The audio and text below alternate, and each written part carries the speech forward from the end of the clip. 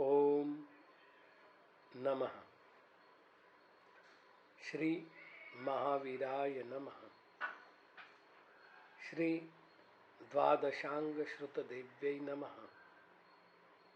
आचार्य श्री आदि सागर महावीर कीर्ति सन्मति सागर गुरुभ्यो नमो नमः। मोक्ष मार्गस्य नेतारं भेत्तारं कर्म बुभृतां ज्ञातारं विश्वतत्त्वानां वन्दे तद्गुणलब्धये।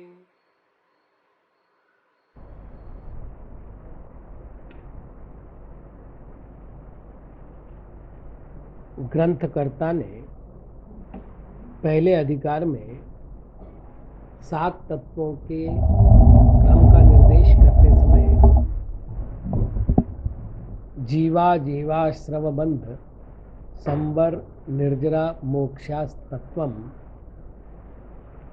इस सूत्र की रचना की थी।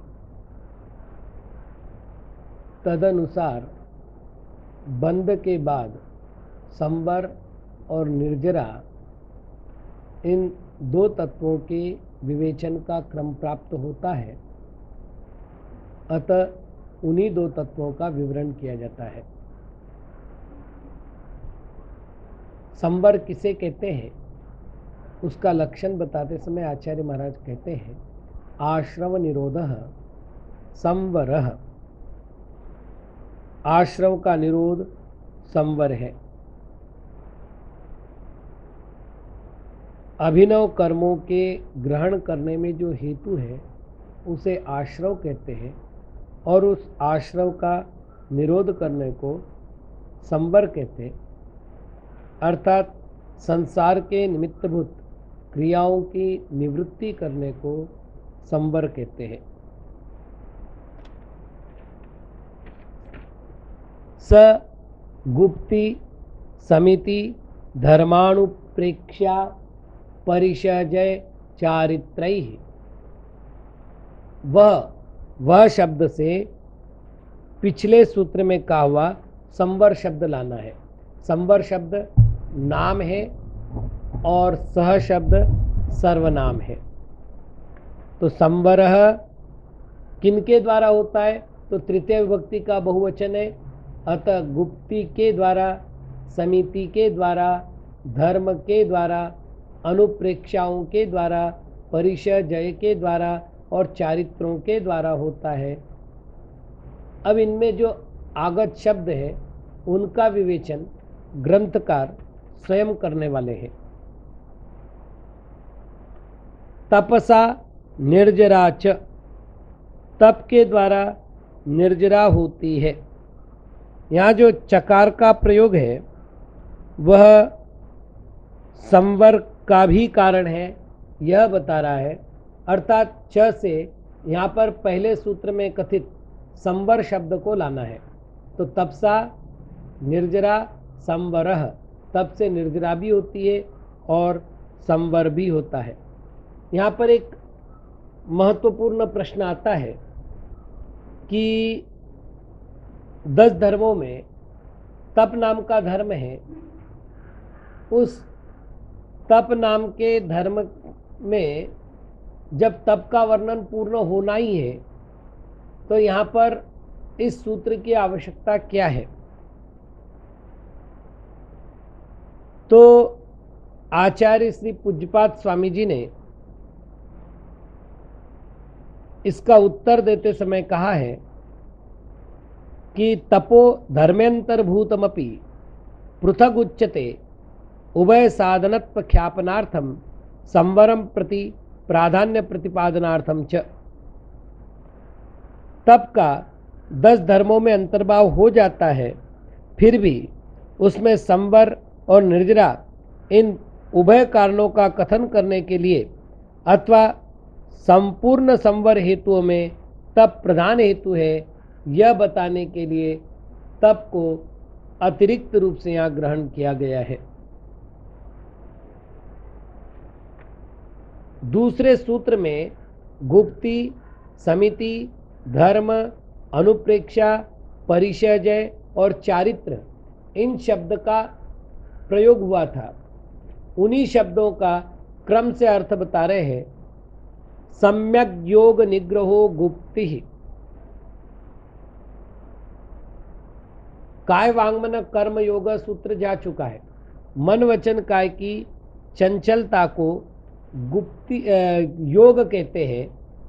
अब यहाँ कह रहे सम्यक प्रकार से यदि योगों का निग्रह किया जाता है।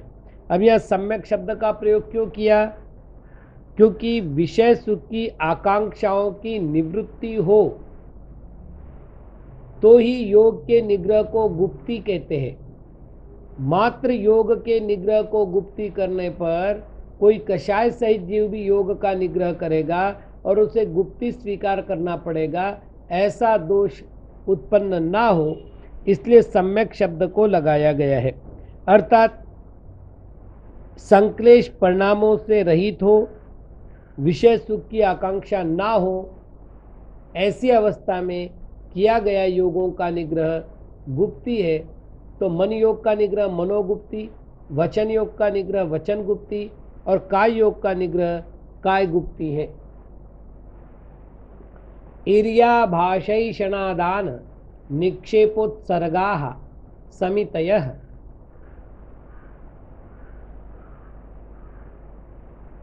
आगम में कहीं भी विधि के अनुसार क्रिया करने को अथवा हिंसा का परिहार करते हुए क्रिया करने को समिति कहते हैं। समितियां 5 हैं। इर्या, भाषा, ऐष्णा, आदान निक्षेपण और उत्सर्ग। इस सूत्र का अर्थ 2 प्रकार से हो सकता है। एक, अंत में जो समितयः शब्द है इसको प्रत्येक के साथ जोड़कर एक वचनांत बनाया जाए। इर्या समिति ही, भाषा समिति ही, ऐष्णा समिति ही, आदान निक्षेपण समिति ही और उत्सर्ग समिति ही। यदि ऐसा नहीं करते हैं तो दूसरी विधि ये है, पहले 5 नाम ले लिए जाए, इर्या, भाषा, ऐष्णा, आदान निक्षेपण और उत्सर्ग, और फिर अर्थ किया जाए ये समितियां हैं। तो दोनों प्रकार से अर्थ किया जा सकता है। गमनागमन संबंधित समिति को इर्या, वचन संबंधित समिति को भाषा, भोजन विषयक समिति को ऐष्णा, उठाने रखने संबंधित समिति को आदान निक्षेपण और मलमूत्रादि विसर्जन करने संबंधित समिति को उत्सर्ग समिति अथवा प्रतिष्ठापन समिति कहते हैं। उत्तम क्षमा मार्दव आर्जव शौच सत्य संयम तपस् त्यागा किंचन्य ब्रह्मचर्याणि धर्मः। जो संसारी जीव को संसार के दुखों से छुड़ाकर मोक्ष सुख में स्थापित करता है उसे धर्म कहते हैं। धर्म 10 प्रकार के हैं। अब जो उत्तम शब्द है, ये उत्तम शब्द सभी के साथ लगाना है। अर्थात उत्तम क्षमा, उत्तम मार्दव, उत्तम आर्जव, इस प्रकार से उत्तम शब्द का प्रयोग 10 स्थानों पर होगा। अब रही बात धर्म की, तो इसकी जैसे समिति में हमने 2 प्रकार की प्रवृत्ति की थी, वैसे किया जा सकता है। जैसे उत्तम क्षमा धर्म, अर्थात इसे अंत्य दीपक बनाया जाए, उत्तम क्षमा धर्म, उत्तम मार्दव धर्म आदि। और यदि ऐसा नहीं करते हैं तो उत्तम क्षमा, उत्तम तो सबके साथ लगाना ही लगाना है, ब्रह्मचर्य तक आइए और ये धर्म है, ऐसा अर्थ करना है। यहाँ पर प्रश्न है उत्तम शब्द क्यों लगाया गया है। तो ये मुख्य रूप से मुनियों का धर्म है, श्रमण धर्म है, अतः इन्हें उत्तम कहा गया है। क्योंकि महाव्रतियों के साथ जो धर्म होगा वो उत्तम ही होगा, अनुत्तम नहीं होगा। अथवा पूज्यपाद महर्षि के अनुसार दृष्ट प्रयोजन परिवर्जनार्थम उत्तम विशेषणम, अर्थात लौकिक प्रयोजन का त्याग करने के लिए यहाँ पर उत्तम, अर्थात क्षमा तो करनी है लेकिन किसी लौकिक प्रयोजन से नहीं है, क्योंकि लौकिक प्रयोजन से क्षमा तो व्यापारी भी कर लेता है, नेता भी कर लेता है, अन्य मनुष्य भी कर लेते हैं। उस क्षमा को या उत्तम क्षमा नहीं कहते, अर्थात लौकिक प्रयोजन का अभाव करके केवल आध्यात्मिक सिद्धि के लिए जो क्षमा की जाती है वो उत्तम क्षमा है, ऐसा अर्थ करना चाहिए। एक विषय और है, शौच धर्म को चतुर्थ क्रमांक पर लिया जाए या पंचम क्रमांक पर। कुछ स्थानों पर सत्य शौच बोला जाता है, कुछ स्थानों पर शौच सत्य बोला जाता है। प्रायः करके 10 लक्षण धर्मों की जो आराधना होती है उनमें भी दो मत हमने देखे हैं। कोई चौथे दिन शौच धर्म को मानता है, व्याख्यान करता है, तत्संबंधित पूजन करता है, कोई 5वें दिन करता है। हमसे पूछा गया तो हमने कुछ बातें तथ्यात्मक बताई है, उसमें से एक आपको बता रहा हूं। आचार्य महाराज क्रम का ध्यान रखते हैं। उस क्रम के अनुसार पहले 4 कषायों के अभाव रूप धर्मों का नाम है। तो क्रोध के अभाव में क्षमा, मान के अभाव में मार्दव, माया के अभाव में आर्जव, लोभ के अभाव में शौच। ऐसा ना करके यदि सत्य पहले लेते हैं तो सत्य का विरोधी पाप है, अर्थात असत्य पाप है।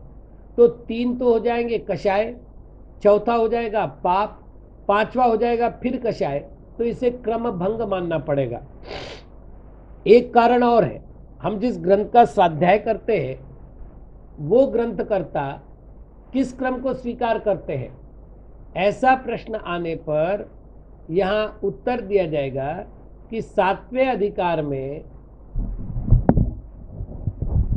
ग्रंथकर्ता ने सत्य व्रत की भावनाओं का वर्णन करते समय कहा है, क्रोध, लोभ, वीरुत्व, हास्य प्रत्याख्यानान्य नुविचि भाषणम च पंच। अर्थात क्रोध प्रत्याख्यान, लोभ प्रत्याख्यान, भय प्रत्याख्यान और हास्य प्रत्याख्यान, अनुविचि भाषण, ये 5 भावनाएं सत्य की है।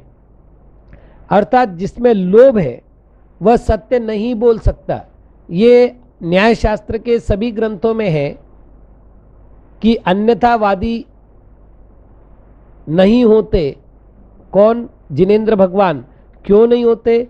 तो बोले असत्य के कारण जो मोहादिक दोष है वो उनमें नहीं पाए जाते और अज्ञान नहीं पाया जाता। तो असत्य का कारण लोभ है, अतः लोभ का अभाव हुए बिना सत्य की प्राप्ति नहीं हो सकती। लोभ का अभाव करने वाला धर्म शौच धर्म है, अतः चतुर्थ क्रमांक पर शौच धर्म होना चाहिए। बाकी आप देख लीजिएगा। अब रही बात इन 10 धर्मों की, इनके व्यवस्थाओं की, इनके स्वरूप की, तो इसके विषय में आपके पास क्रम से सारे प्रवचन आ ही रहे हैं। इसके आलेख भी है, तो उन्हीं आलेखों से इनका विस्तार से स्वरूप जान लेना चाहिए। अनित्याशरण संसारैकत्वान्यत्वा शुच्याश्रव संवर निर्जरा लोक बोधि दुर्लभ धर्म स्वाख्या तत्वानुचिंतन मनुप्रेक्षा। अनु उपसर्ग है, प्रधातु प्र भी उपसर्ग है और इक्ष धातु है। इक्ष धातु में टाप प्रत्यय लगने के कारण, मतलब स्त्रीलिंगी होने के कारण टाप प्रत्यय लगा है। तो अनु अर्थात पुनः पुनः, प्र अर्थात भलीभांति, इक्ष अर्थात देखना, वस्तु स्वरूप को भलीभांति देखना, वस्तु स्वरूप का भलीभांति चिंतन करना, इसे अनुप्रेक्षा कहते। लौकिक लोग इसे भावना भी कहते हैं। ये 12 है। वास्तविक अनुप्रेक्षा का अर्थ है तत्वानुचिंतनम। तत्व का अर्थात वस्तु के स्वरूप का चिंतन करने को अनुप्रेक्षा कहते हैं। बाकी आप देख लीजिए, अनित्य से लेकर धर्मसु, सप्तमी व्यक्ति का बहुवचन हो गया। इनके विषय में जो आख्या अर्थात अपने अपने नाम के अनुसार इनके विषय में जो चिंतन है, अपने अपने नाम के अनुसार कहते हुए महाराज ने संक्षेप में लक्षण बता दिए। नित्य नहीं है वो अनित्य, शरण नहीं है वो अशरण, संसार विषयक चिंतन संसार, मैं एक हूँ ऐसा चिंतन एकत्व, मैं पर से भिन्न हूँ ऐसा चिंतन अन्यत्व, शरीर अपवित्र ऐसा चिंतन अशुचि, कर्मों के आने का विचार आश्रव, कर्म के रोकने का विचार संवर, कर्म के एक देश झड़ने का विचार निर्जरा, लोक के स्वरूप का विचार लोक, ज्ञान की दुर्लभता का विचार या रत्नत्रय की दुर्लभता का विचार बोधि दुर्लभ, और धर्म का चिंतन धर्म। इस प्रकार अपने अपने नाम के अनुसार ही इन अनुप्रेक्षाओं का स्वरूप है। मार्गाच्चवन निर्जरार्थम परिशोढ़व्या परिशहाः, मार्ग से च्युत ना होवे इसके लिए और निर्जरा के लिए। तो अब अर्थम शब्द 2 बार लगाना है, मार्गाच्चवनार्थम और निर्जरार्थम। मार्ग से च्युत न हो इस उद्देश्य से और निर्जरा के उद्देश्य से परिशोह को सहन करना चाहिए। ये परिशय कितने हैं? तो 22 है। कौन से? तो च्युत पिपासा शीतोष्ण दंश मशक नाग्न्या रति स्त्री चर्या निषद्या शय्याक्रोश वद याचना लाभ रोग तृण स्पर्श मल सत्कार पुरस्कार प्रज्ञा ज्ञाना दर्शनानि। क्षुधा पिपासा शीत उष्ण दंश मशक नाग्न्य अरति स्त्री चर्या निषद्या शय्या आक्रोश वध याचना अलाभ रोग तृणस्पर्श मल सत्कार पुरस्कार प्रज्ञा अज्ञान और अदर्शन, ये 22 प्रकार के परिशह है। इनको जीतने से संवर के कारणभूत 22 परिशह जय नाम के गुण होते हैं। अब ये किनमें कितने होते हैं उनकी चर्चा करते। सूक्ष्म सांप्राय छदमस्त वीतरागयोश चतुर्दश। सूक्ष्म सांप्राय कहते 10वें गुणस्थानवर्ती जीवों को, और छदमस्त वीतराग कहते हैं 11वें 12वें गुणस्थानवर्ती जीवों को। तो ये 3 जीव हो गया, 10वें गुणस्थानवर्ती जीव, 11वें गुणस्थानवर्ती जीव और 12वें गुणस्थानवर्ती जीव। इनमें 14 परिशय पाए जाते हैं। 11 जिन्हें 11 परिशय जिनेंद्र भगवान में अर्थात 13वें गुणस्थान में पाए जाते हैं। यहां ध्यान रखना है कि वेदनीय कर्म का उदय है, अतः वेदनीय कर्म के कारण से होने वाले परिशहों को अस्तित्व की दृष्टि से यहाँ कहा गया है, अर्थात ये उपचार कथन है। क्योंकि तीर्थंकर में कोई भी उपद्रव मोहनीय कर्म के अभाव में उनको पीड़ा देने वाला नहीं होता, दुख पहुंचाने वाला नहीं होता। अतः उनमें जो 11 परिशय है वो उपचार से है। यही कारण है कि पूज्यपाद महाराज ने इस सूत्र को परिवर्तित रूप में स्वीकार किया है। वो कहते 11 न जिने, अर्थात उन्होंने न शब्द को बीच में लाया, अर्थात 11 परिशय होते हुए भी वो 11 परिशय जिनेंद्र भगवान में अर्थात 13वें गुणस्थानवर्ती जिनेंद्रों में नहीं पाए जाते हैं। बादर सांप्राय सर्वे, सांप्राय कहते कषाय को, बादर कहते स्थूल को। पहले गुणस्थान से लेकर 90वें गुणस्थान तक के जीवों में स्थूल कषायें पाई जाती है, अतः उन्हें बादर सांप्राय कहते हैं। तो इन 9 गुणस्थानवर्ती जीवों में सर्वे सभी परिशय पाई जाती है। अब किस कर्म के उदय से कौन से परिचय उत्पन्न होते हैं उसका वर्णन कर रहे हैं। ज्ञानावरणे प्रज्ञा ज्ञाने, ज्ञानावरण कर्म का उदय होने पर प्रज्ञा और अज्ञान ये दो परिचय होते हैं। दर्शन मोहांतरायो दर्शना लाभौ, यहां पर अब दो कर्मों का नाम लिया है, तो हमको व्यवस्था कैसे बनानी है? तो पहले हम दर्शन मोहांतरायो हो, तो दर्शन मोह और अंतराय इन दो को अलग कर देंगे, दो कर्म हो गए नहीं, और उसके नीचे अदर्शन और अलाभ इन दो का बंटवारा कर देंगे और फिर यथासंख्य लेंगे, तो हो जाएगा दर्शन मोहनीय कर्म के उदय से अदर्शन नाम का परिचय उत्पन्न होता है और अंतराय कर्म के उदय होने पर अलाभ नाम का परिचय होता है। तो पहले जो दर्शन मोहांतरायो हो है ये सप्तमी विभक्ति का द्विवचन है और अदर्शनालाभौ ये जो है प्रथमा विभक्ति का द्विवचन है। यथासंख्य से उनको जोड़ करके अर्थ किया जाता है। चारित्र मोहे नाग्न्यारति स्त्री निषद्याक्रोश याचना सत्कार पुरस्काराः, चारित्र मोहनीय का उदय होने पर नाग्न्य, अरति, स्त्री, निषद्या, आक्रोश, याचना और सत्कार पुरस्कार ये 7 परिचय होते हैं। वेदनीय शेषाः, वेदनीय कर्म का उदय होने पर शेष होते हैं। शेष कितने हो गए अब ये? तो 11 परिचय होते हैं। कौन से 11 हो गए?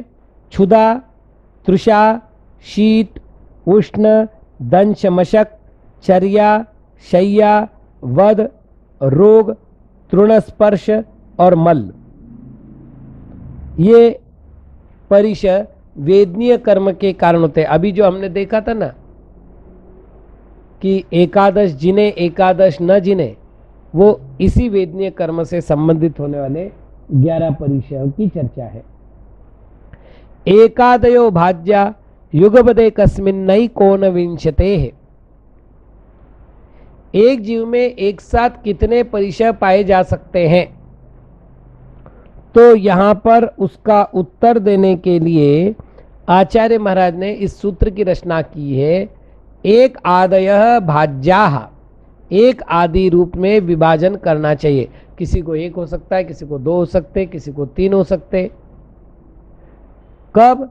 तो युगपत एकस्मिन अर्थात एक समय में। कितने हो सकते हैं? एक जीव में। युगपत का अर्थ एक समय में और एकस्मिन का अर्थ एक जीव में। कितने हो सकते हैं? एकोन विंशति, 19 हो सकते हैं। अर्थात कितने कम हो गए? 3 कम हो गए। 3 कैसे कम हुए? जिसको शीत बाधा है उसको उष्ण बाधा नहीं होती, जिसे उष्ण बाधा है उसे शीत बाधा नहीं होती, तो दोनों में से एक ही होगा, तो एक परिचय कम हो गया। शैया में सोया जाता है, निषद्या में बैठा जाता है और चर्या में चला जाता है। तो जो बैठेगा वो सोएगा नहीं, वो गमन नहीं करेगा। जो गमन कर रहा है वो सोएगा नहीं, बैठेगा नहीं, और जो सोया है वो बैठेगा नहीं, चलेगा नहीं। इसका अर्थ हुआ कि 3 में से एक परिचय होगा, 2 नहीं होंगे। तो शय्या, निषद्या, चर्या इन तीनों में से 2 कम हुए, शीत उष्ण में से 1 कम हुआ। इस प्रकार 3 परिचय कम हुए और 19 परिचय बचे। सामायिक छेदोपस्थापना पर्यार विशुद्धि सूक्ष्म सांप्राय यथाख्यात मिति चारित्रम। चारित्र के 5 भेद है, स्पष्ट नाम दिए। सामायिक पहला, छेदोपस्थापना दूसरा, पर्यार विशुद्धि तीसरा, सूक्ष्म सांप्राय चौथा और यथाख्यात 5वां। ये 5 प्रकार के चारित्र है।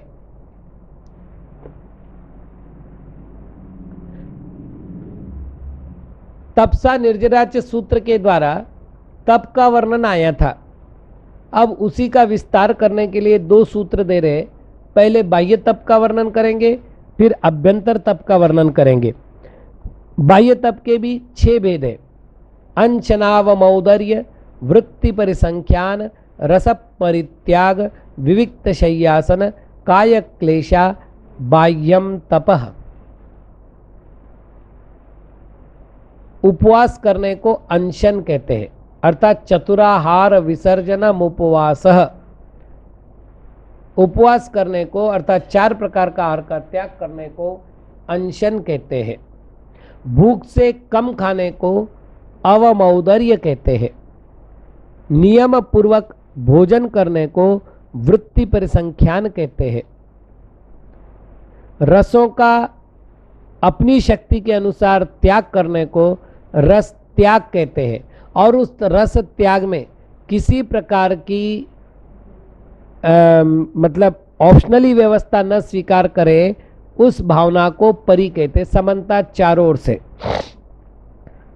मतलब नमक नहीं खाना है तो नींबू डाल दो, इस तरह की कामना नहीं करता, अतः वो रस परित्याग है।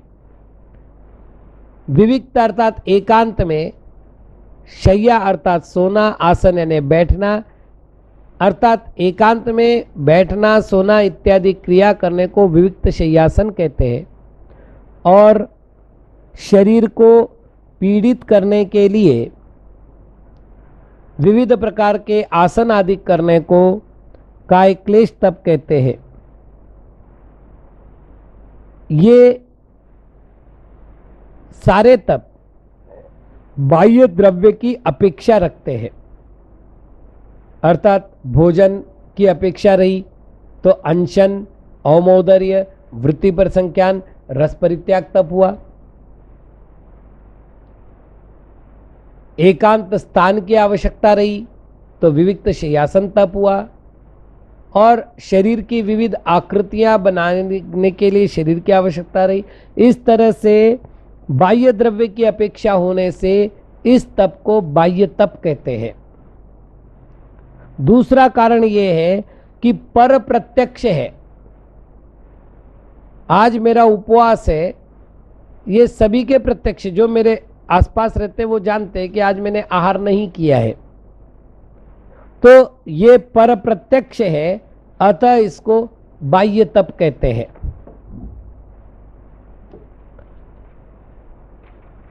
प्रायश्चित्त, विनय, वैयावृत्य, स्वाध्याय, व्युत्सर्ग, ध्यानान्युत्तरम। उत्तरम अर्थात दूसरा।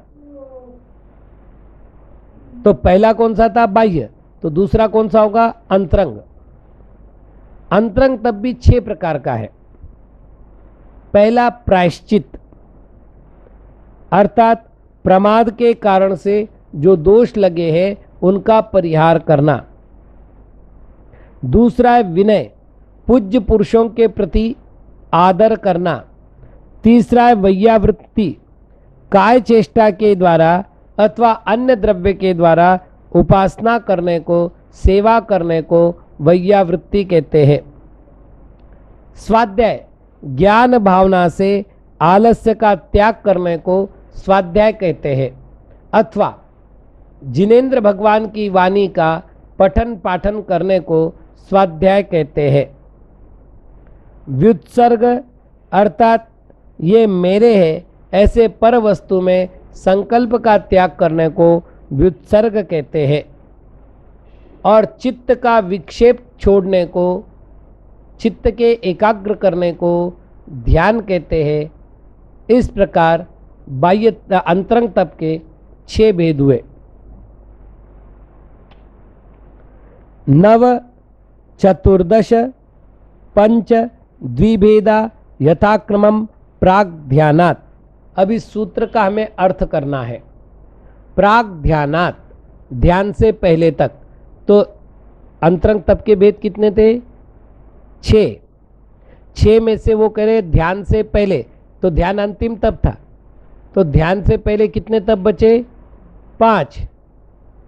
अब उनके भेद बता रहे हैं। अब यहां पर यथाक्रमम सूत्र है, अतः हमें क्या करना है, 20वें सूत्र को पहले यहां लिख लो। पहला नंबर प्रायश्चित, दूसरा विनय, तीसरा वैयावृत्य, चौथा स्वाध्याय, पांचवा व्युत्सर्ग। अब यथाक्रम से नीचे की संख्याएं लिख दो। तो प्रायश्चित के नीचे लिखना है 9 भेद, विनय के नीचे 4 भेद, वैयावृत्ति के नीचे 10 भेद, स्वाध्याय के नीचे 5 भेद और व्युत्सर्ग के नीचे 2 भेद। अब अर्थ कर लो, यथाक्रमम यहां दिया ही है, कहीं लाना नहीं है, अर्थात प्रायश्चित के 9 भेद होते हैं। इस तरह से पूरे वाक्य आप बना लीजिएगा। ध्यान का वर्णन नहीं करना है, इसलिए प्राग ध्यानात संख्या 5 है और पिछले सूत्र में कथित 6 तपों में से ध्यान नाम के तप को कम करके बाकी 5। भाई ध्यान का वर्णन क्यों नहीं कर रहे, तो विस्तार से आगे ध्यान का वर्णन किया जाना है, अतः यहां उसका वर्णन नहीं किया जा रहा है। प्रायश्चित के 9 भेद वगैरह अभी जो भेद बताए उनका विवेचन आप क्रम से कर रहे हैं। तो आलोचन, प्रतिक्रमण, तदुभय, विवेक, व्युत्सर्ग, तपश्चेद, परिहारोपस्थापना, ये 9 नाम दिए। गुरु के सामने अपने प्रमाद का निवेदन करने को आलोचना कहते हैं। पूर्वकृत दोषों का मिथ्या हो ऐसे प्रतिक्रिया व्यक्त करने को प्रतिक्रमण कहते हैं। आलोचना और प्रतिक्रमण के मिश्रित अवस्था को तदुभय कहते हैं। मिले हुए अन्नपान अथवा उपकरणों का विभाजन करने को विवेक कहते हैं। कायोत्सर्ग करने को व्युत्सर्ग कहते हैं। अंशनादिक करने को तप कहते हैं। दिवस, पक्ष, मास आदि की काल मर्यादा लेकर जो दीक्षा का छेद किया जाता है, मतलब कम किया जाता है, दीक्षा काल को कम किया जाता है, उसको छेद कहते हैं।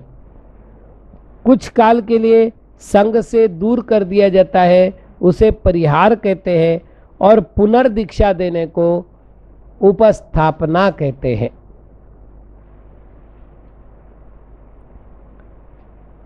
ज्ञान, दर्शन, चारित्रोपचारा। ज्ञान विनय, दर्शन विनय, चारित्र विनय और उपचार विनय, ये विनय के 4 भेद है। इस विषय में छोटी सी जानकारी, मूलाचार आदि जो चरणानुयोग के ग्रंथ है उनमें तप नाम का विनय 4थे विनय के रूप में लिया है और उपचार नाम का विनय 5वें विनय के रूप में लिया है। और तत्वार्थ सूत्र जैसे सिद्धांत ग्रंथों में तप विनय को अतिरिक्त विनय में नहीं लेकर के चारित्र विनय में अंतर्भूत कर लिया गया है। अतः जहाँ तप विनय को लिया वहाँ 5 भेद हो जाएंगे और जहाँ तप को चारित्र में अंतर्भूत कर लिया वहाँ 4 भेद हो जाएंगे।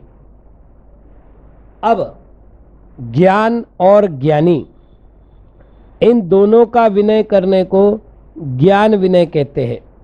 अर्थात ज्ञान को ग्रहण करना, ज्ञान का अभ्यास करना, ज्ञान का स्मरण करना, ये ज्ञान विनय है। दर्शन और सम्यक दृष्टि, इनका विनय करने को दर्शन विनय कहते हैं। तप और तपवान, इनकी विनय करने को चारित्र विनय कहते हैं। अर्थात चारित्रवान और चारित्र, इन दोनों का विनय करने को चारित्रवान कहते हैं।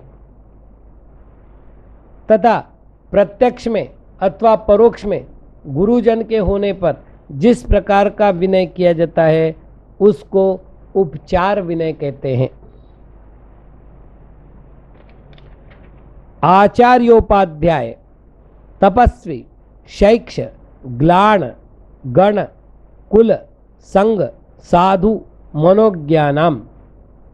संघ में 10 प्रकार के साधु होते हैं, उन्हीं का यहाँ क्रम से नामोल्लेख किया गया है और उनकी वैयावृत्ति करते हैं। अतः वैयावृत्ति के 10 भेद हो जाएंगे। जैसे पहला भेद हो गया आचार्य वैयावृत्ति, दूसरा भेद हो गया उपाध्याय वैयावृत्ति। ऐसे प्रत्येक के साथ वैयावृत्ति शब्द लगा दो तो 10 भेदों की निष्पत्ति हो जाएगी। जो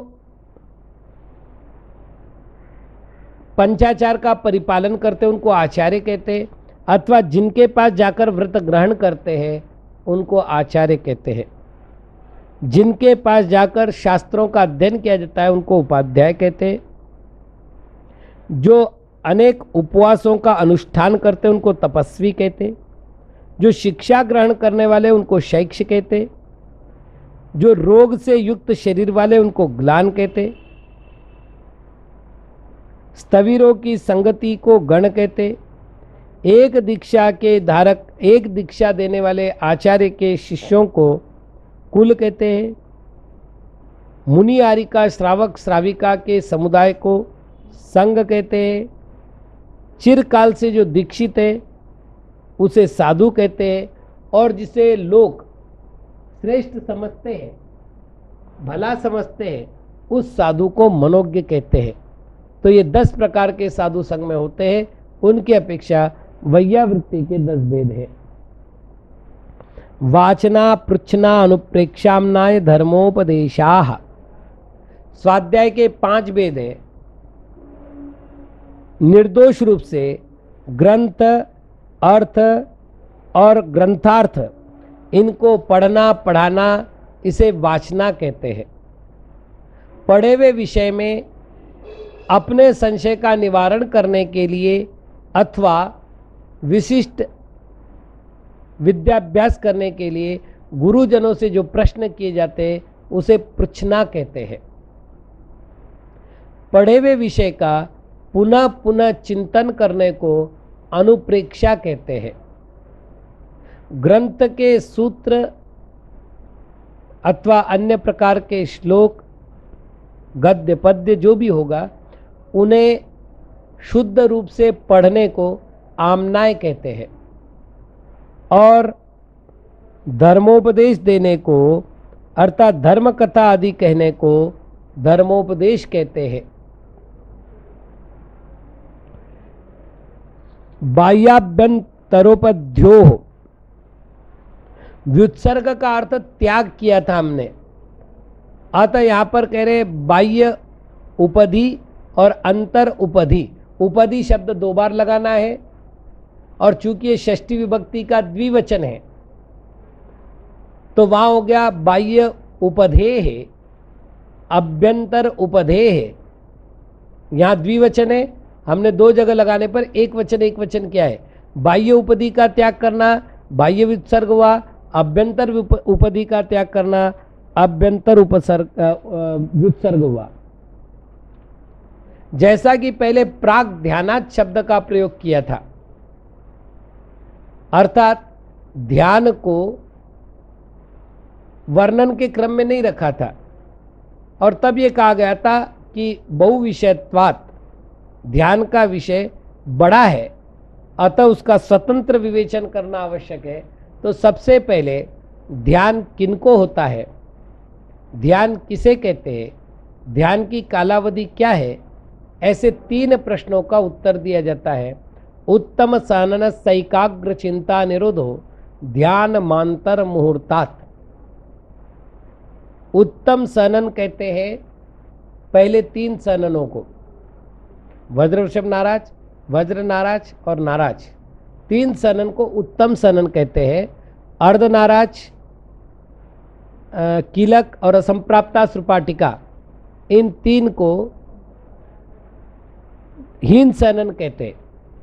तो उत्तम सनन वाले जीवों के द्वारा जो एकाग्र चिंता निरोध किया जाता है उसे ध्यान कहते हैं, और ये ध्यान होता है वो अंतर्मुहूर्तात्, अंतर्मुहूर्त पर्यंत ही होता है। अब यहाँ पर एक प्रश्न है कि क्या ये चारों ध्यानों के लिए कथन है? तो नहीं है। ये जो उत्तम साननस्य शब्द है ये मुख्य रूप से शुक्ल ध्यान के लिए है और गौण रूप से विशिष्ट धर्म ध्यान के लिए है। अन्यथा क्या होगा? वर्तमान में उत्तम सनन किसी के पास भी नहीं है, क्योंकि हीन सनन के साथ जन्म होता है। अतः पंचम काल में ध्यान होगा ही नहीं, ऐसा नहीं होता। अतः यहाँ पर उत्तम सनन का अर्थ उत्कृष्ट ध्यान करने वालों के लिए लेना चाहिए। इसके विषय में तत्वानुशासन ग्रंथ में बहुत स्पष्ट लिखा है कि वर्तमान काल में उत्तम सनन का अभाव होते हुए भी धर्म ध्यान का निषेध नहीं किया जा सकता। ध्यान की जो अवधि है वो अंतर मुहूर्त मात्र है। 48 मिनट के काल को मुहूर्त कहते हैं, मुहूर्त से कम काल को अंतर मुहूर्त कहते हैं। फिर वो 2 समय से अवधि से ऊपर हो सकता है और उधर एक समय कम 48 मिनट हो सकते हैं। इसके बीच में जितना भी काल है उसे अंतर्मुहूर्त काल कहते हैं। इस अंतर्मुहूर्त काल से अधिक ध्यान नहीं होता। लोग पूछते हैं कि महाराज बाहुबली ने तो 1 साल तक ध्यान किया, तो ये बाहरी क्रिया को देख करके कथन किया गया है। वस्तुतः ध्यान अंतर्मुहूर्त के बाद नियम से परिवर्तन हो रहा था। अब इस परिवर्तन का अर्थ ये नहीं करना है कि बाहुबली भगवान ने थोड़ी देर धर्म ध्यान किया, थोड़ी देर आर्त ध्यान किया, थोड़ी देर रौद्र ध्यान किया, ये अर्थ नहीं करना है। धर्म ध्यान के असंख्यात विकल्प है। मंद धर्म ध्यान, तीव्र धर्म ध्यान, मतलब मंद मंदतर मंदतम, तीव्र तीव्रतर तीव्रतम, 6 तो यही हो गए। अब एक एक में भी बहुत सी कैटेगरियाँ उत्तम मध्यम जघन्य की दृष्टि से, तो ये जो है धर्म ध्यान की धर्म ध्यान रूप परिणति रही, लेकिन वो ध्यान बदलता रहा। ऐसा नहीं हुआ कि वो धर्म ध्यान से आर्त ध्यान में आ गए और वापिस धर्म ध्यान में चले गए, ऐसा नहीं। धर्म ध्यान में ही परिणत रहे, लेकिन वो धर्म ध्यान जो है एक जैसा नहीं हो सकता था। या यूं कहिए शेष काल में अनुप्रेक्षाओं का चिंतन करते उन्होंने अपने आप को स्थिर किया और ध्यान काल में उन्होंने धर्म ध्यान किया, तो दोनों ही अर्थ किए जा सकते हैं। अब ध्यान का काल बता दिया लेकिन ध्यान के भेद नहीं बताए, तो ध्यान के भेद बता रहे आर्त रौद्र धर्म शुक्लानी। थोड़ा सा अपन एक बार निर्णय कर लेवे जिससे कि सूत्र का अर्थ करने में कठिनाई ना हो।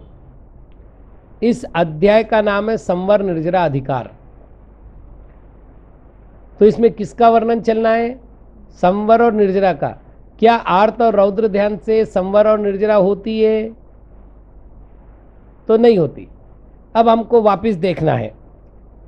सूत्र क्रमांक 2 में हमने कुछ चर्चा की थी कि स गुप्ती समिति धर्म अनुप्रेक्षा परिचय जय और चारित्र, और 3 में तप का उल्लेख किया था। ठीक, उसके बाद हमने 19 और 20वें सूत्र में तपों के भेद देखे। अब देखिए आप आचार्य महाराज क्या कहना चाहते हैं, पहले अपन एकदम व्यवस्थित समझ ले, भ्रम ना हो। तपसा निर्जरा च, तप से संवर और निर्जरा होती है। उस तप के 2 भेद है, 6 अभ्यंतर 6 बाह्य। बाह्य तप से यहाँ कोई प्रयोजन नहीं। अभ्यंतर के जो 6 भेद थे उसमें से अंतिम भेद ध्यान है, तो ध्यान भी काय का कारण है? संवर निर्जरा का। ठीक है ना? तो संवर निर्जरा का कारण है, तो क्या आर्त रौद्र ध्यान भी संवर निर्जरा का कारण है? प्रश्न समझ में आया ना? क्योंकि ये संवर निर्जरा अधिकार में है। तो यहां पर इतना समझना है कि यहां जो ध्यान के भेद बताए हैं वो ध्यान सामान्य के भेद बताए, संवर निर्जरा की अपेक्षा नहीं बताए। अब ये कैसे निर्णय होगा भाई? उमा स्वामी महाराज का आशय तो उमा स्वामी महाराज बता सकते हैं ना, 2000 वर्ष बाद मैं कैसे बता सकता हूं? तो कैसे निर्णय होगा कि उमा स्वामी महाराज का आशय यहां पर सामान्य है, संवर में उन्होंने आर्त रौद्र ध्यान को ग्रहण नहीं किया है? कैसे निर्णय होगा? तो निर्णय करेंगे वो अगले सूत्र के द्वारा। तो उसकी चर्चा अपन अगले सूत्र में ही करें। ये केवल प्रश्न ध्यान में रखे कि आर्त रौद्र ध्यान को यहाँ सामान्य ध्यान के रूप में रखा हुआ है, संवर और निर्जरा के कारण रूप में नहीं रखा है। चलिए, रित से, रित कहते दुख को, और जो रित अर्थात दुख के कारण उत्पन्न होता है या दुखों को उत्पन्न करता है, उस ध्यान को आर्त ध्यान कहते हैं। रुद्रता अर्थात क्रूरता, जिस ध्यान में क्रूर भावों की उत्पत्ति होती है उसको रौद्र ध्यान कहते हैं। थोड़ा सा ध्यान रखना, लोक में धर्म ध्यान कहने की परंपरा है, जबकि वो धर्म ध्यान नहीं है, धर्म्य ध्यान है। म के साथ यकार को जोड़ा हुआ है। वास्तविक क्या है? तो धर्मात अनपेतम धर्म्यम, धर्म से जो युक्त है उसको धर्म्य कहते हैं। वास्तविक इस ध्यान का नाम है धर्म्य ध्यान। सूत्र आपके सन्मुख दिख रहा है, आप उसे व्यवस्थित देखिएगा। धर्म्य ध्यान, धर्म ध्यान नहीं। हाँ, कहीं धर्म ध्यान लिखा है तो गलत नहीं है, क्योंकि कारण में कार्य का उपचार करके धर्म को भी ध्यान ही कहते हैं। लेकिन वास्तविक नाम क्या है ये यदि पूछा जाएगा तो धर्म ध्यान न होकर के धर्म्य ध्यान होगा। तो धर्म जिसका वर्णन अपन कर चुके, उत्तम क्षमा मार्दो आर्जो रूप में, उससे युक्त जो ध्यान है उसको धर्म्य ध्यान कहते हैं। और शुक्ल का अर्थ होता है शुचि गुण से युक्त, अर्थात अत्यंत पवित्र, जिसमें राग द्वेषादि का लवलेश मात्र भी ना हो, ऐसे ध्यान को शुक्ल ध्यान कहते हैं। परे मोक्ष हेतु, पर शब्द नपुंसक लिंग है, प्रथमा विभक्ति का द्विवचन, परम, परे, पराणि, प्रथमा, इस तरह के रूप बनते हैं। तो परे हो गया प्रथमा विभक्ति का द्विवचन। हेतु शब्द पुल्लिंग है और उकारांत पुल्लिंग है, और उकारांत पुल्लिंग का जब द्विवचन बनेगा तो ह्रस्व ऊ के स्थान पर दीर्घ ऊ होगा, विसर्ग नहीं होगा। तो परे मोक्ष हेतु, इसका अर्थ हुआ पर दो, क्यों द्विवचन है ना, द्विवचन से दो लेना है, पर यानी बाद के। अब हम बाद के शब्द से क्या करेंगे? तो 28वें सूत्र को दृष्टि में रखिए, उसमें जो क्रम दिया है आर्त, रौद्र, धर्म्य और शुक्ल, इन चारों को सन्मुख रख करके बाद के, अर्थात तीसरा और चौथा, ये बाद के दो कहलाएंगे। ये बाद के जो दो है वो मोक्ष के हेतु है। क्यों? क्योंकि वो कर्म को दहन करने में समर्थ है। अब प्रश्न अपने सामने अभी भी बचा हुआ है कि ध्यान सामान्य का वर्णन किया, ये आपने कैसे निर्णय किया? तो इस सूत्र से क्या बाद के दो मोक्ष के हेतु है। अब इसका अर्थ क्या बताऊं मैं आपको? तो पारिशेष्य न्याय से इसका अर्थ किया जा सकता है, या अर्थापत्ति न्याय से इसका निर्णय किया जा सकता है। आद्य संसार हेतु, ठीक है, आद्य संसार हेतु, ये सूत्र बन जाएगा। ये सूत्र लिखा क्यों नहीं है? क्योंकि अर्थापत्ति से स्वयं सिद्ध हो रहा है, इसलिए लिखने की आवश्यकता नहीं, लेकिन स्वीकार करना पड़ेगा। नहीं लिखने का अर्थ अस्वीकृति नहीं है।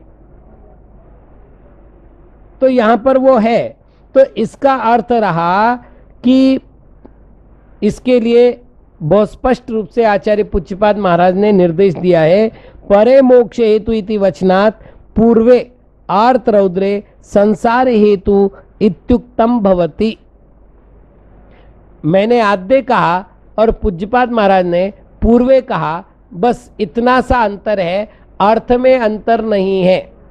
आदि के दो कहो या पहले दो कहो, अर्थ ये की है। तो कहने का अर्थ ये है कि हम चारों ध्यानों का वर्णन करेंगे, किंतु चारों ध्यानों का वर्णन करते समय आपको इस बात का ध्यान रखना है कि पहले दो ध्यान संवर निर्जरा के कारण नहीं है, क्योंकि संवर निर्जरा मोक्ष का मार्ग है और वो दो ध्यान संसार के मार्ग है। आर्त मनोज्ञस्य संप्रयोगे तद्विप्रयोगाय स्मृति समन्वाहारः। स्मृति का समन्वाहार अर्थात स्मृति में सदैव वही विचार रहने को स्मृति समन्वाहार कहते हैं। इस शब्द को ध्यान रखिए क्योंकि आगे भी काम आना है ये शब्द। स्मृति समन्वाहार अर्थात चिंतन, मानसिक चिंतन धारा वैसे चलने को स्मृति समन्वाहार कहते हैं। अमनोज्ञस्य, जो अमनोज्ञ है अर्थात जिसे मैं नहीं चाहता, जो मुझे अच्छा नहीं लगता, उसके संप्रयोगे, उसके मिलने पर अर्थात उसके प्राप्त होने पर, तद्विप्रयोगाय, उसका विप्रयोग करने के लिए। संप्रयोग का अर्थ संयोग, तो विप्रयोग का अर्थ अलग होना। तो संप्रयोग होने पर विप्रयोग के लिए जो मानसिक चिंतन धारा चलती है उसको आर्त ध्यान कहते हैं, अर्थात पहला आर्त ध्यान कहते हैं। इसका नाम है अनिष्ट संयोग। विपरीतम मनोज्ञस्य, मैं पिछला सूत्र अर्थात 30वां सूत्र आपके सामने लगा रहा हूं। अब क्या करना है, आर्त म था, वहां म न हटा, म न लगा करके अनुस्वार कर देना है। आर्तम मनोज्ञस्य। अब विपरीतम करना है। 31वें सूत्र में विपरीतम शब्द दिया ना, तो विपरीतम करना है।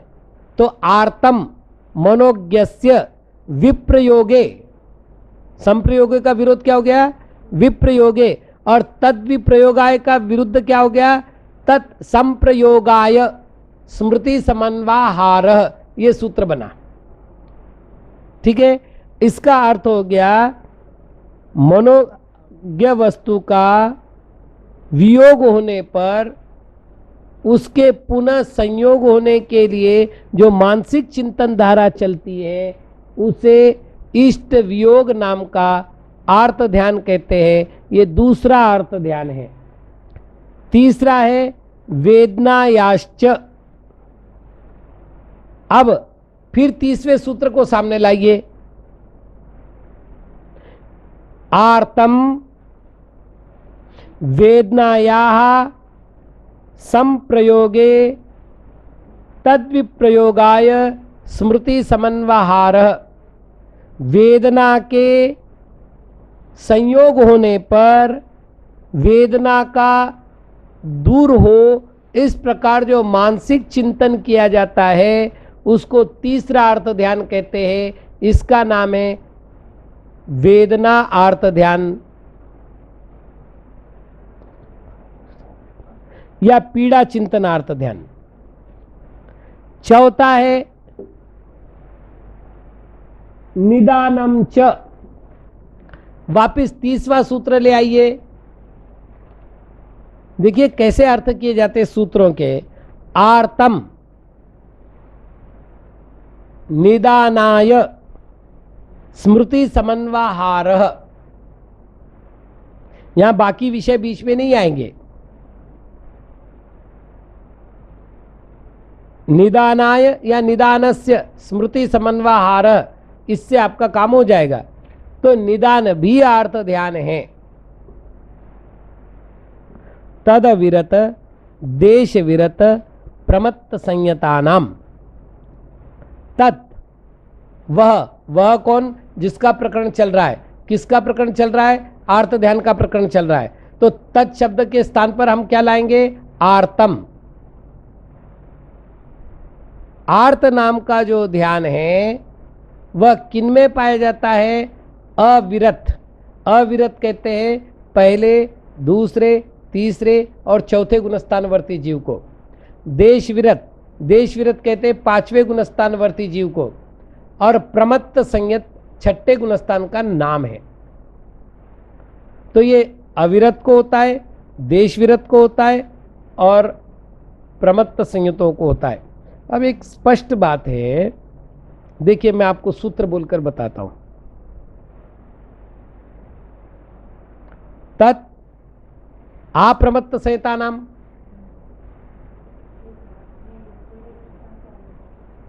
क्योंकि आ करने से, जैसे वो किया था ना, काय प्रविचारा आ ऐशानाथ, तो आर्तम आप्रमत्त संहिता नाम, कितना सरल सूत्र हो जाता। आपको ये 3-3 शब्द तो नहीं देने पड़ते, 3-3 विभाजन तो नहीं करने पड़ते, लेकिन यहां पर भेद है। क्या भेद है? तो प्रमत्त संयुतों को इष्ट वियोग, अनिष्ट संयोग और पीड़ा चिंतन, ये 3 अर्थ ध्यान तो होंगे, लेकिन निदान नहीं होगा। चौथे और 5वें गुणस्थानवर्ती जीव को चारों अर्थ ध्यान होंगे, किंतु वो दुर्गति के कारण नहीं होंगे।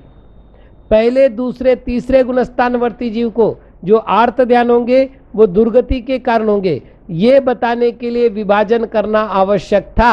अतः आप्रमत्त संहिता नाम करने की अपेक्षा उन्होंने यहां पर उन पदों को रखने की व्यवस्था बनाई। क्रम प्राप्त रौद्र ध्यान का वर्णन करते हैं।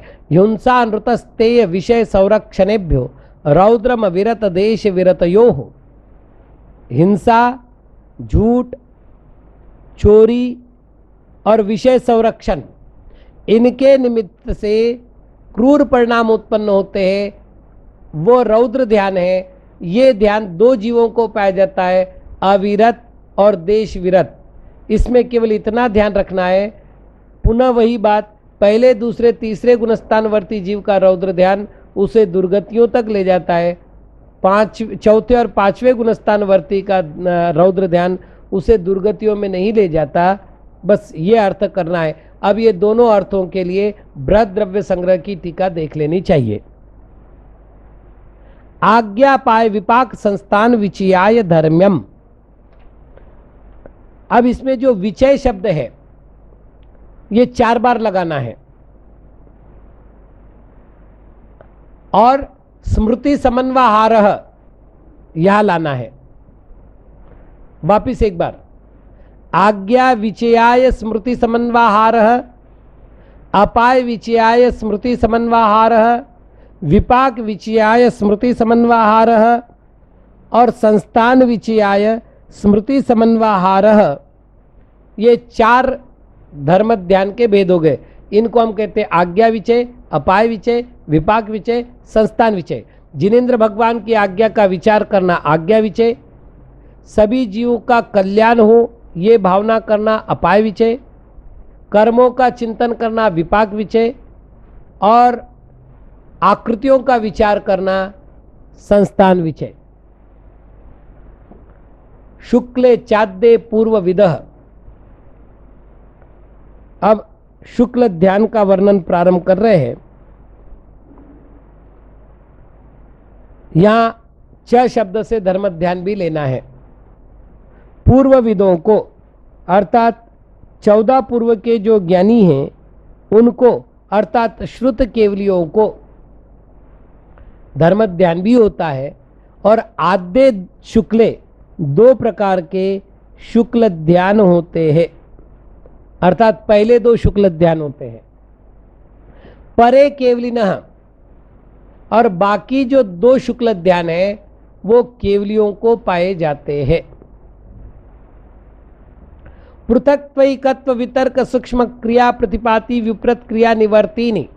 अब आप देखिए 37 और 38वें सूत्र के द्वारा शुक्ल ध्यान के 4 भेद तो सिद्ध हो गए, क्योंकि आद्य किया और परे किया, तो आद्य भी द्विवचन था, परे भी द्विवचन था, कुल मिलाकर 4 हो गए, किंतु नाम नहीं दिए थे।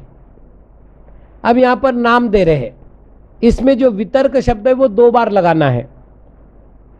पृथक्त्व वितर्क पहला हुआ, एकत्व वितर्क दूसरा हुआ, सूक्ष्म क्रिया प्रतिपाती तीसरा हुआ, और विपरीत क्रिया निवर्तिनी चौथा हुआ। ये 4 प्रकार के शुक्ल ध्यान होते हैं। इन चारों प्रकार के शुक्ल ध्यान में योगों की क्या व्यवस्था है?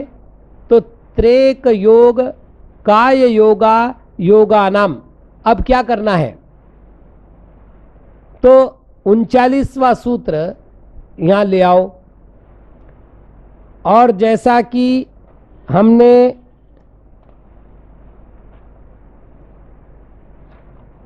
इससे पूर्व में जब तपों के क्रम की बात चलाई थी, तो वहां पर 21वें सूत्र में यथाक्रमम शब्द आया था। वो यथाक्रमम शब्द यहां ले आओ। अब कर लो। पृथक्त्व वितर्क नाम का जो शुक्ल ध्यान है वो 3 योग वालों को होता है। एकत्व वितर्क विचार नाम का जो शुक्ल ध्यान है वो 1 योग वाले को होता है, लेकिन वो मन योग हो सकता है, वचन योग हो सकता है, काय योग हो सकता है। सूक्ष्म क्रिया प्रतिपत्ति नाम का जो शुक्ल ध्यान है वो केवल काय योगियों को ही होगा। यहां दूसरे में और तीसरे में क्या अंतर है? दूसरे में भी 1 योग है, तीसरे में भी 1 योग है, लेकिन दूसरे में जो योग है वो कोई भी हो सकता है, और तीसरे में जो है वो नियामक रूप से काय योगी है, और चौथे शुक्ल ध्यान में अयोग है, अर्थात एक भी योग नहीं पाया जाता। एकाश्रय सवितर्क विचारे पूर्वे, पहले जो 2 शुक्ल ध्यान हैं वो एक के आश्रय से होते हैं, सवितर्क होते हैं और सविचार होते हैं। ये वितर्क क्या है, विचार क्या है, ये आगे स्वयं ग्रंथकार बताएंगे। पहले कहा गया था, मतलब 41वें सूत्र में, कि विचार सविचार है, विचार सहित होता है। तो क्या दोनों ध्यान विचार सहित होते हैं? तो कहते हैं अविचारम द्वितीयम। पहले मुख्य सूत्र बताया, अब उसका अपवाद कर रहे हैं। दूसरा जो शुक्ल ध्यान है वो अविचार होता है। यहाँ विचार लघु नहीं है, ध्यान रखना, वी दीर्घ है। ये अलग अर्थ में यहाँ पर विचार शब्द आया है, जिसकी हम चर्चा करेंगे। पहले तो हम वितर्क शब्द की चर्चा करते हैं। वितर्क श्रुतम, श्रुत ज्ञान को वितर्क कहते, विशेष रूप से तर्कना करने को, हुआ करने को वितर्क कहते हैं, अर्थात श्रुत ज्ञान को वितर्क कहते हैं। विचारोर्थ व्यंजन योग संक्रांति ही, विचार, यहां वी बड़ा है, ये ध्यान रखिएगा, मैं वापिस कह रहा हूं। अब संक्रांति शब्द 3 बार लगाना है। अर्थ संक्रांति, व्यंजन संक्रांति और योग संक्रांति। संक्रांति का अर्थ होता है परिवर्तन, अर्थ का अर्थ है द्रव्य। एक पदार्थ से दूसरे पदार्थ में परिवर्तन करने को अर्थ संक्रांति कहते हैं। व्यंजन संक्रांति, व्यंजन कहते हैं वचन को। तो जो शब्द ध्यान का आधार बन रहे हैं उनमें परिवर्तन होने को व्यंजन संक्रांति कहते हैं। और योग संक्रांति, मन योग से वचन योग, वचन योग से काय योग से मन योग, इस प्रकार का जो परिवर्तन है उसे योग संक्रांति कहते हैं। सम्यक दृष्टि श्रावक, वीरतानंत, वियोजक, दर्शन मोह, क्षपकोप शमकोप शांत मोह, क्षपक क्षीण मोह जिनाह, क्रमशो संख्य गुण निर्जराह। हमारे गुरु महाराज कहते थे, जिनको दीक्षा लेने की भावना हो उनको इस सूत्र का नियम से ध्यान करना चाहिए, और जिनके मन में मरने के भाव हो, जिन वृत्तियों के मन में कि मैं मर जाऊं तो अच्छा है, मैं कष्ट से मुक्त हो जाऊंगा, उन जीवों को भी इस सूत्र का नियम से ध्यान करना चाहिए। ऐसी क्या विशेषता है? तो इनमें इन्होंने 10 स्थान दिए हैं, जिसमें क्रम से असंख्यात गुणी निर्जरा होती है। वो 10 स्थान है: सम्यक दृष्टि, श्रावक, विरत, अनंतानुबंधी का विसंयोजक, दर्शन मोहनीय कर्म का क्षपक, दर्शन मोहनीय कर्मों का उपशामक, उपशांत मोह, क्षपक, क्षीण मोह, और जिन अर्थात केवली भगवान। ये जो स्थान है इनमें अधिक अधिक निर्जरा, क्रम से प्रति समय असंख्यात गुनी निर्जरा होती है। पुलाक, वकुश, कुशिल, निर्ग्रंथ, स्नातका, निर्ग्रंथा। ये बड़ा गंभीर विषय है। मुनियों के चारित्र को लेकर के कई प्रकार के प्रश्न उठते हैं। पहले अभी हमने देखा था वैयावृत्ति के प्रकरण में मुनिराज 10 प्रकार के होते एक ही संग में। तो जिस प्रकार का आचार्य आचरण कर रहे हैं, शैक्ष्य अर्थात अभी अभी दीक्षित होकर के जो अध्ययन कर रहा है वो साधु नहीं कर पाएगा उतना कठोर आचरण। ग्लान अर्थात रोगी साधु वो उतना कठोर आचरण नहीं कर पाएगा। तो ऐसा नहीं है कि सबके लिए एक ही प्रकार की व्यवस्था है। तो वहाँ साधुओं के 10 भेद किए थे, यहाँ साधुओं के 5 भेद कर रहे हैं। पहला पुलाक, दूसरा वकुश, तीसरा कुशिल, चौथा निर्ग्रंथ और 5वां स्नातक। और ये सब कैसे है? निर्ग्रंथ है। निर्ग्रंथ का अर्थ है भावलिंगी अर्थात अखंडित व्रत वाले।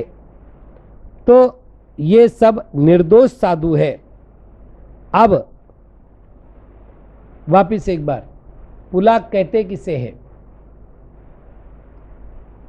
मैं अपनी ओर से कोई व्याख्या करने की अपेक्षा आचार्य पूज्यपाद महाराज के वचन यहां पर जो कि त्यों उद्धृत कर देता हूं। उत्तर गुण भावनापेत मनसः व्रतेषु अपि क्वचित कदाचित परिपूर्णताम परिप्राप्नुवन्तो विशुद्ध पुलाक सादृशात पुलाका इत्युच्यन्ते। जिनके मन में उत्तर गुण परिपालन करने की भावना ही नहीं है। मुनि के उत्तर गुण होते 34, 12 तप और 22 परिचय। तो जो शीत की बाधा सहन नहीं कर रहे, उष्ण की बाधा सहन नहीं कर रहे, रोग की बाधा सहन नहीं कर रहे, मच्छरों की बाधा सहन नहीं कर रहे। अब परिचय तो आपने पढ़ ही लिया है, 12 तप पढ़ ही लिए है, तो अब बार बार पूरा वर्णन करने की आवश्यकता नहीं है। तो 22 परिचय और 12 तप ये 34 उत्तर गुण है। इनको पालन करने की भावना ही जिनके मन से नहीं है, मतलब इनकी पालना करने का विचार भी जो नहीं करते। चलिए साहब, अब मूल गुण तो 28 है। बोले कहीं पर कदाचित उनके मूल गुणों में भी परिपूर्णता नहीं होती। जो लोग ये कहते हैं ना कि 28 मूल गुण ना हो तो उनको नमस्कार ना किया जाए, उनको ये सूत्र और पूज्यपाद महाराज का ये वाक्य सामने रख दो कि उत्तर गुण की भावना तो है ही नहीं, अर्थात उसका पालन करने का तो प्रश्न ही नहीं। पहले भावना होगी फिर आचरण होगा, तो उसकी भावना तो है ही नहीं। और मूल गुणों में भी कदाचित क्वचित दोष लगते हैं, अर्थात मूल गुणों में भी परिपूर्णता नहीं होती। उन मुनियों को पुलाक कहते हैं, अर्थात मलिन तंदुलता के समान, मलिन चावल के समान ये मुनिराज होते हैं। दूसरे वकुश मुनि हैं, पुलाक के बाद वकुश। तो कह रहे हैं नैर्ग्रंथम प्रतिष्ठिता अखंडित व्रताः शरीरोपकरण विभूषानुवर्तिनो विविक्त परिवारा मोह शबल युक्ता वकुशा। जो निर्ग्रंथ होते हैं, व्रतों का अखंडित रूप से पालन करते हैं, लेकिन अब दोष क्या है? शरीर और उपकरणों की शोभा बढ़ाने में लगे हुए हैं, असंयमी परिवारजनों से घिरे हुए हैं और मोह के विचित्र भावों से युक्त है, उनको वकुश मुनि कहते हैं। तीसरे कुशिल मुनि, अविविक्त परिग्रह परिपूर्णो भया कथंचित उत्तर गुण विराजना प्रतिसेवना कुशिलाः। इसके 2 भेद है, प्रतिसेवना कुशिल और कषाय कुशिल। जिन्होंने जो मूल गुण उत्तर गुण से तो सही थे, लेकिन परिग्रह से घिरे हुए रहते हैं। अविविक्त परिग्रह, विविक्त अर्थात शून्य, जो परिग्रह से शून्य नहीं हुए हैं, और जो मूल और उत्तर गुणों में परिपूर्ण होते भी कभी कभी मूल गुणों उत्तर गुणों की विराधना भी करते हैं, उन मुनियों को कषाय कुशिल कहते, ये प्रतिसेवना कुशिल कहते हैं।